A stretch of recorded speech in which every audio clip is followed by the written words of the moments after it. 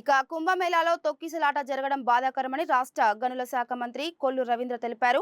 మచిలీపట్నంలో ఆయన మీడియాతో మాట్లాడుతూ మౌని అమావాస్యను పురస్కరించుకొని అధిక సంఖ్యలో భక్తులు రావడంతో ఈ ప్రమాదం జరిగిందని ఆ రాష్ట్ర ప్రభుత్వం తెలిపిందన్నారు.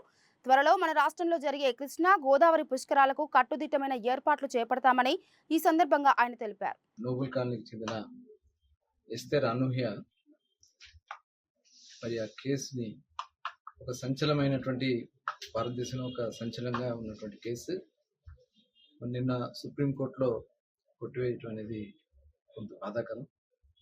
ఎందుకంటే 2014 సంవత్సరంలో ఆ రోజున మరి 2013 డిసెంబర్లో జరిగినటువంటి క్రిస్మస్ కానీ అలాగే న్యూ ఇయర్ వేడుకల్లో కూడా పాల్గొని 2014 జనవరి 5వ తారీఖున మరి మచిలీపట్నం నుంచి బొంబాయికి వెళ్ళడం, రైల్వే స్టేషన్లో దిగిన తర్వాత మరి అక్కడ ట్యాక్సీ వాళ్ళలాగా వచ్చి అమ్మాయిని బండి మీద తీసుకెళ్ళి బలవంతంగా మరి ఆ అమ్మాయి మీద లైంగిక దాడి చేసి హత్య చేయడం జరిగింది. మరి అదేవిధంగా కాల్ చేయడం కూడా జరిగింది. దాని మీద ఆ రోజున మరి ఉమెన్స్ కోర్ట్ 2016లో, ఎందుకంటే ఆ రోజు రాష్ట్ర వ్యాప్తంగా కూడా పెద్ద సంచలనం అయింది.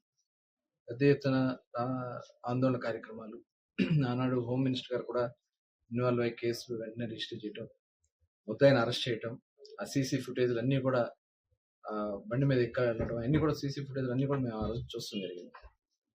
మరి 2016లో ఉమెన్స్ కోర్ట్ కూడా వారికి మరణశిక్ష విధించడం, దాని మీద అతను హైకోర్టుకి వెళ్ళినా కూడా హైకోర్టు దాన్ని తిరస్కరించడం, కానీ సుప్రీంకోర్టులోకి వచ్చేటప్పటికి దాన్ని కొట్టివేయడం అనేది చాలా బాధాకరం.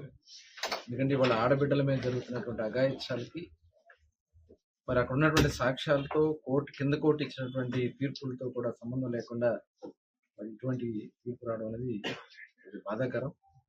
నిజంగా దీని మీద తప్పకుండా ఎలా మనం న్యాయం చేయగలుగుతామో ఆ కుటుంబానికి, అలాగే ఆడబిడ్డల మీద జరిగే అఘాయిత్యాల మీద మరొకసారి కేంద్ర రాష్ట్ర ప్రభుత్వాలు కూడా ఆలోచన చేస్తాయని భావిస్తూ